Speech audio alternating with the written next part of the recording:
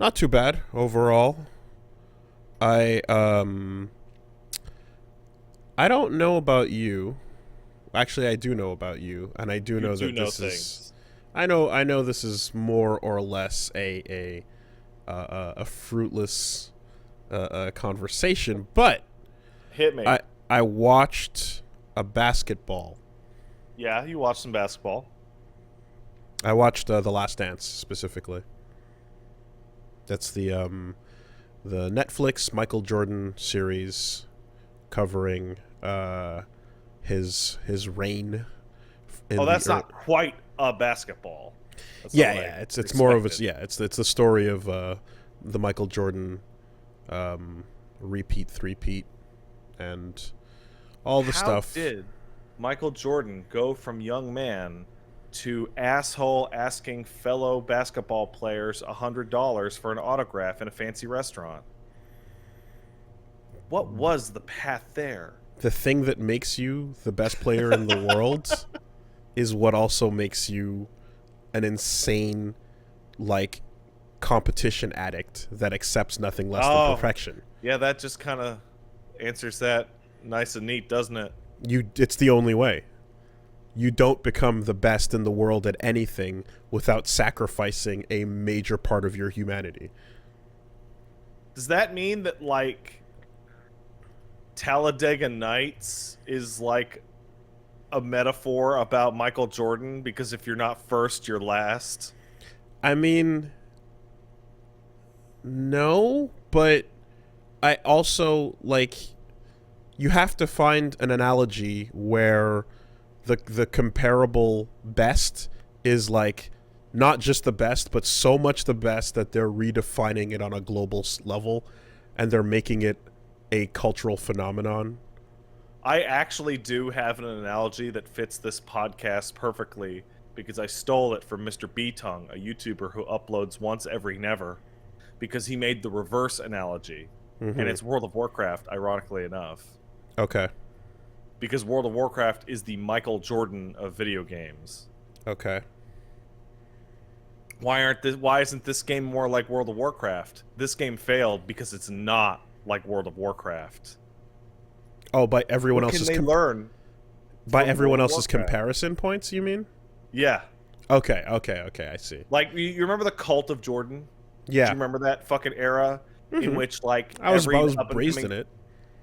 every up and coming basketball player was like, yeah, but are they the next Jordan? Yeah. They're not enough like Jordan. That's why they're not as great as Jordan, because But so they're this is what I'm talking about, where it's like the only way to create that effect where people are Mhm. own where your name is synonymous with the game, and where countries where they knew nothing about the sport, they learn about the player first, then the Mhm. team, then the sport itself, Yeah. right? Like it literally did not exist in a ton of countries until he brought it, or rather, he got popular enough that it started arriving there and shit. And Mhm.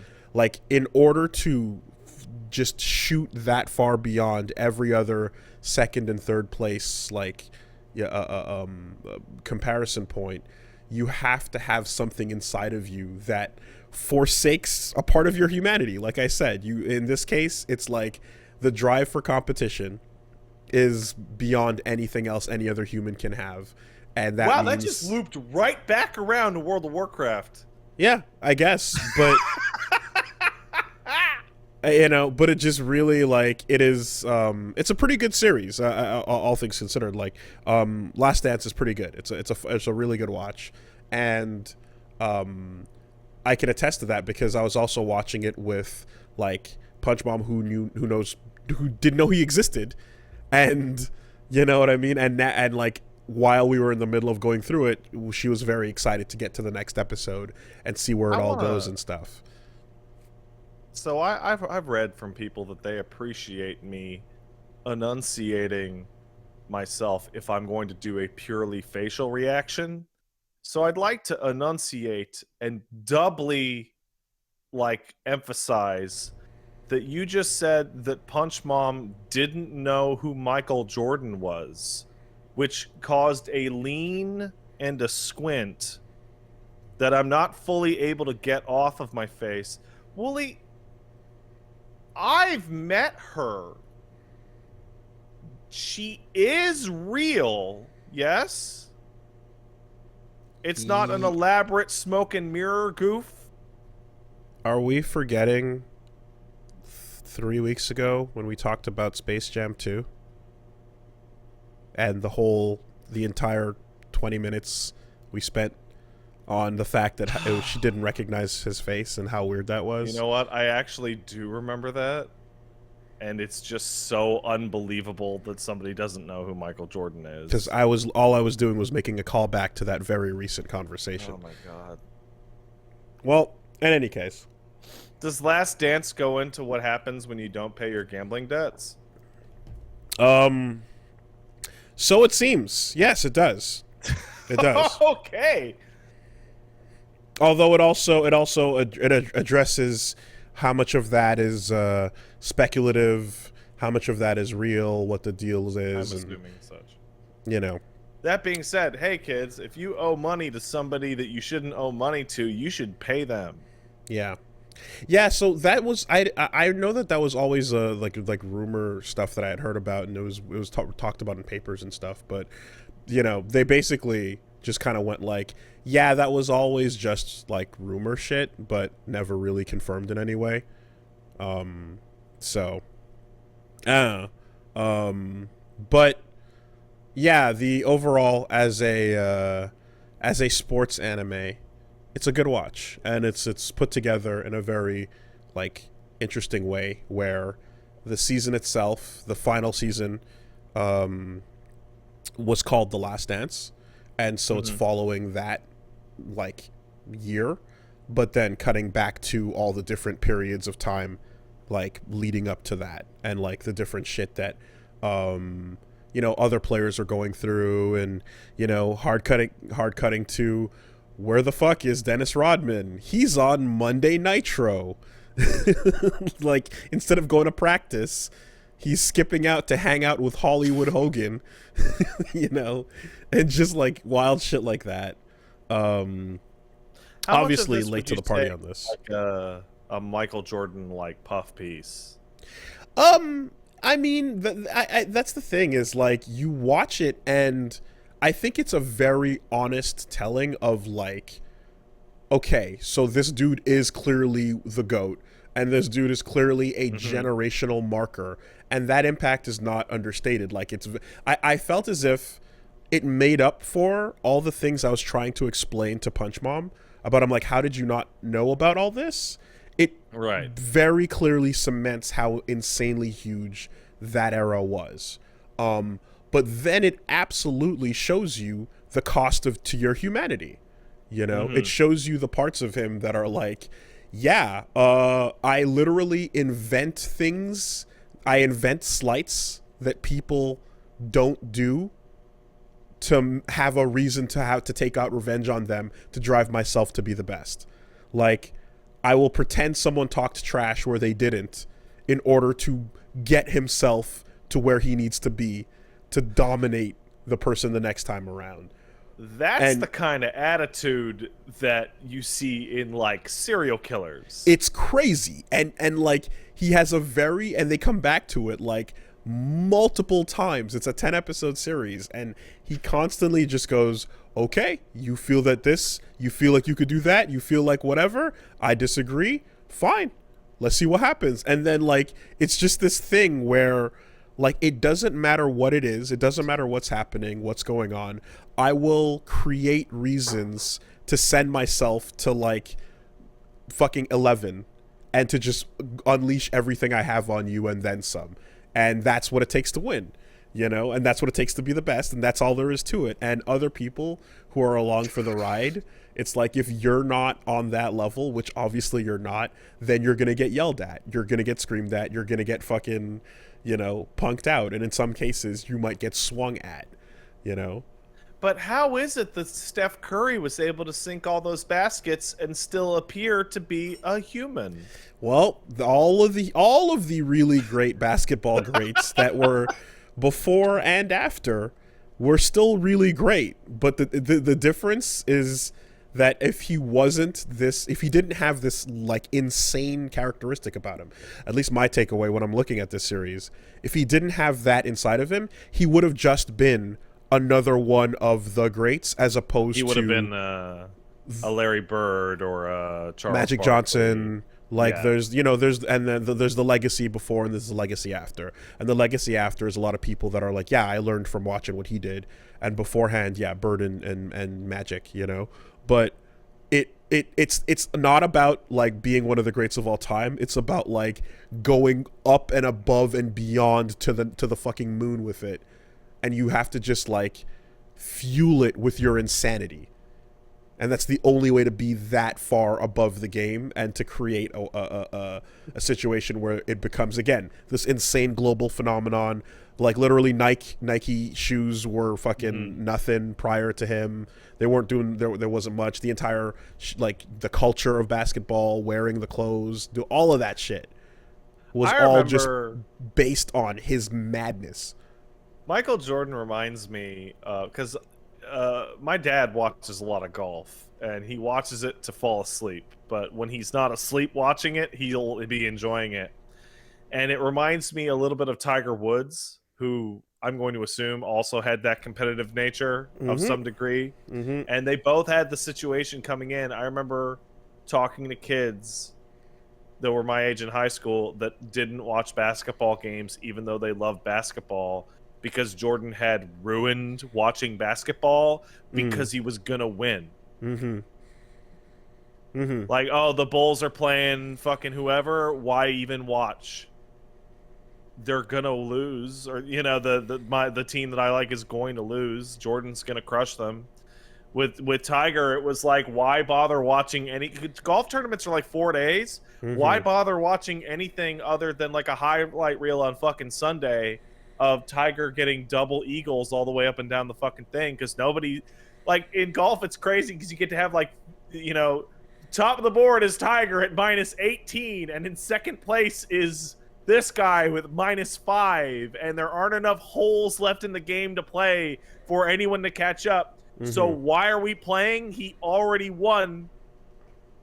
Yeah, the thing that like stood out too is that like there's so many like insane athletes and like achievers where you're like, okay, so Tiger Woods, that was created by like insane parenting and just like from birth you are going to be this monster, right? Yep.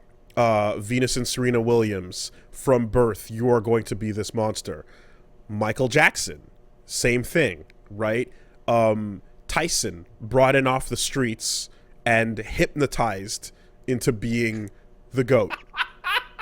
Literally hypnotized into just becoming what he was,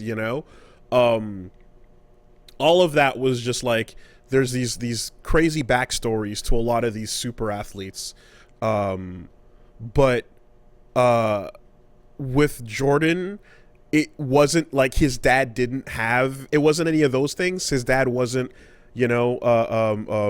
Tiger Woods' dad or anything like that. There wasn't any of those like you are like turned into what you are. It was just his own thing, his own Behelit in his mind that he unlocked. The difference between external rewards and internal motivation. You can make anybody do anything. I think there's a old Chris Rock bit where he's seen a bear ride a fucking tricycle. And how do you do it? You nail his feet to the pedals and you beat the shit out of him. You can do anything to anyone, but you'll never get them to want it as bad as if it came from inside. His own demon is grander in scope than any demon that could be implanted. Exactly that. And you will never, and it's almost a vagabond moment, because like there's like the demon inside and the thirst for violence and vengeance and all that shit, and Musashi fights people that have learned their way, that have learned their bloodthirst, and he has his own that is comes from his own places and his dad and shit. But like it's what you just said. It's a totally it is like none of those greats that were like raised to be that way will have the level of insane fire that he did naturally, you know. And the part where you will come to understand the gravity of it and just how big it is that in the literal modern segments of the series, you're watching him sitting there in 2021, and every time he talks about one of those grudges, it's still there. It's absolutely, even the ones that didn't happen, actively in his head. It's all still there. You know, he admits to the one where he's like, yeah, no, he never talked shit. I just made it up. But what's the difference, you know? But like the ones where there was something that happened, Michael. The ones where something did happen, he still has it, you know? And I've made reference to it before, but it's like, yeah, he was getting like a lifetime achievement award for like sports and stuff the other day, and there was a big ceremony, and like one of his big defining moments was he got cut from the pick in high school, and he brought the high school coach out and put him in the crowd, and then spent a ridiculous amount of time in his speech just belittling the coach. How dare you cut me back in high school? Like it's on it's one insane. hand, on one hand, I'm not gonna say that hasn't been at least everyone's fantasy about something once, where you get to lord it over somebody from your youth who was super wrong.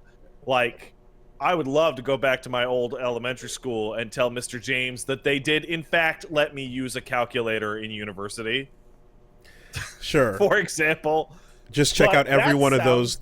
That shit ain't gonna fly in university. Oh my god! memes. You'll need to use a pen in the university. They won't take your tests if it's in a pencil. That shit in university, soaring, flying, swimming, flourishing. Superman. I saw a tweet about that. It would crack me up. Is my teacher saying that shit won't slide in university, and then it's that shit in university, and it's a picture of M. Bison doing his crouching slide. Yep.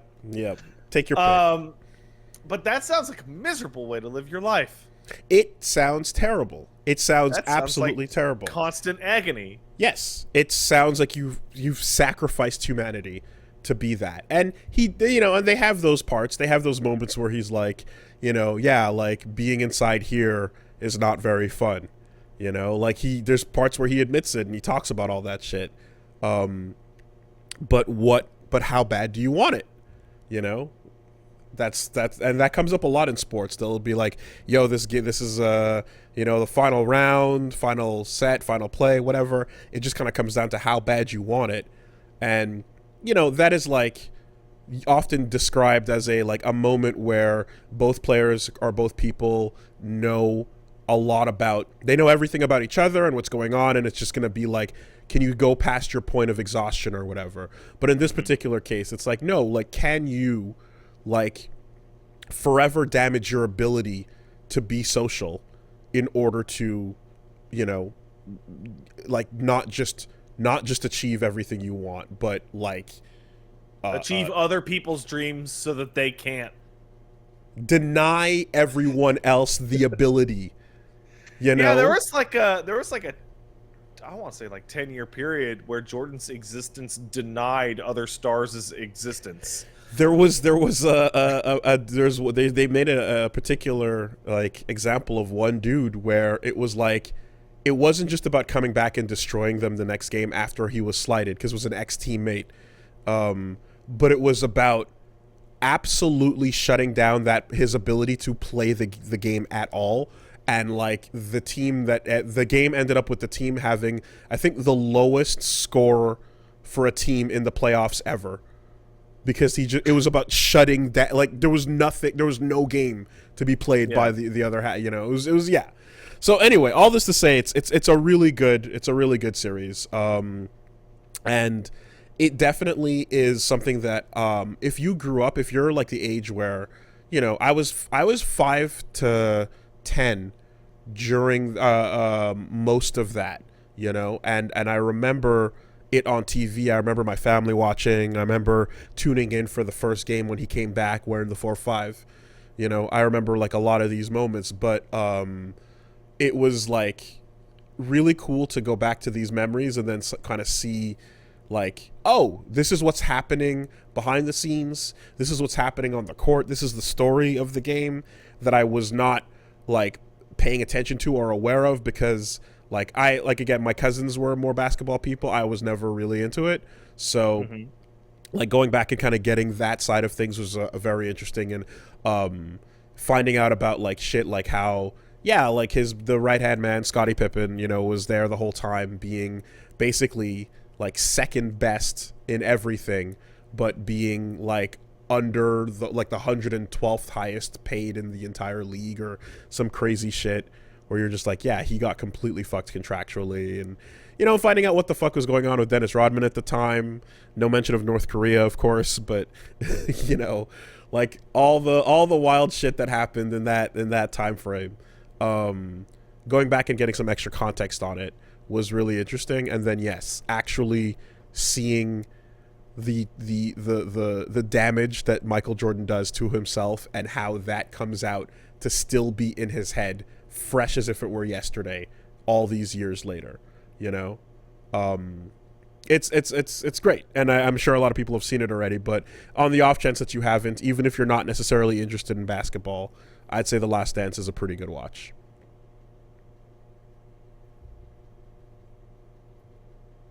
I can grab that on Netflix? Yep. Okay. I might take a look at that, because like Jordan's mental state has always been fascinating to me. The dude's so self-destructive. And so yeah, and they do something too, which is really interesting, and they're smart in the way they made it, where and you've seen a lot of the memes, I'm sure, of him like laughing with the iPads and stuff, but like that part of it is really smart, where they interview him, they interview Phil Jackson, they interview a bunch of the players at the time about all these moments, but then they, like, after they do a round of interviews, they take that footage and then go back and show them what other people said, and then get them to react to what those people are saying. Oh, that's fascinating. Yeah, so you get to see like the double take, the response in some cases on some of these moments, where it's like, here's the thing that happened, and then here's the guy that says, oh, this is what I was doing on that day, and this is what I was like, yeah, I gotta show him that I'm not scared of Jordan. And now here's Jordan watching the clip of the guy going, I'm not scared of him, and he's just laughing his ass off, like, okay, dude, whatever the fuck you think that was, but you're like, and just like, yeah, showing you the response to what the people's like individual takes were on those things is a smart way to tell the story. It's funny because I'm thinking about it, and I legitimately can't even remember if this is real, because it's one of those things that seems ridiculous, but with Jordan, I could believe it. It's like the "fuck them kids" line. Did he blow up a bunch of children at some charity thing? Like, he did not actually say "fuck them kids." Okay, but he thought it. No. Every waking moment of his life, he thought it. That's how he operated. What's the origin of that? And that's why he's the perfect person to, walk up and to walk up and interrogate when he hears the sound of dribbling that's been banned. And I have discovered what the origin of "fuck them kids." It's not a spoken line, but it was his actions. He was, oh god, who's CP3? Chris Paul bet him that if Michael Jordan had missed 3 shots, then an entire like basketball camp would get free Jordans. And then Jordan just sunk all 3 baskets. And it was just like, nah. Under no circumstances we are taking their shoes away. Yeah, you can't do that. You can't do All he that. had to do was miss a couple times on purpose, and all the kids get the free sneakers. You can't bet world peace on him missing. Fuck you. No. Oh, what an asshole. No. Under no circumstances. No. Yeah, yeah. And like you see it like come out in like just the smallest moments where it's like, oh, his security guards are flipping quarters at the wall. And he's just like, all right, who's got what, $100? Let's go. And just turns it on. You know? And it becomes a thing because it's just, yeah, you can't stop. Can't stop. Yeah, it's great. It's great. And again, like, yes, it you know, it's the type of attitude where it's like he's a role model, but you can't, like, how are you supposed to actually sit, like, yeah, you miss 100% of the shots you don't take, and, you know, be like Mike. All that era is like, you know, the posterized image, but like, how are you supposed to teach children the idea of like, you cannot forgive yourself ever if you fail. You fight every fight and win every fight that you no didn't matter have what to the fight. cost. create struggles for you to overcome in order to be the best. Yeah. There is a really short line between this attitude and throwing your child off a cliff to make them stronger. Well, here's the problem is that like it's a small distance. if this were a work of fiction, Jordan would be the rival that like has the wrong motivations, that doesn't care about friendship, that is supposed to learn his lesson at the end of the day. But the real world doesn't work that way. No, the villain wins. The villain wins. There's no hero who's here to show that no, the true power comes from friendship, and the true power is about, you know, working together. With your team and passing the ball is better than just taking it to the bucket every time. I mean, you know, we beat those Monstars as a team, Jordan. There's like it's a famous quote, but there's no I in team, Michael. No, but there's an I in win. You know, like it's just it's like you're looking for the protagonist to show up and show the talented, you know, natural selfish rival that this is not the way, but it never happens because that doesn't exist. Oh well. Them's the breaks. At least all the people he crushed can look at him and all his monies and fame and look at him and see a dude that seems to be just constantly miserable. I mean, part of it is that, like, yeah, well, the story about how that last season, you know, came together is also about how it was forced to end, you know, outside of his control.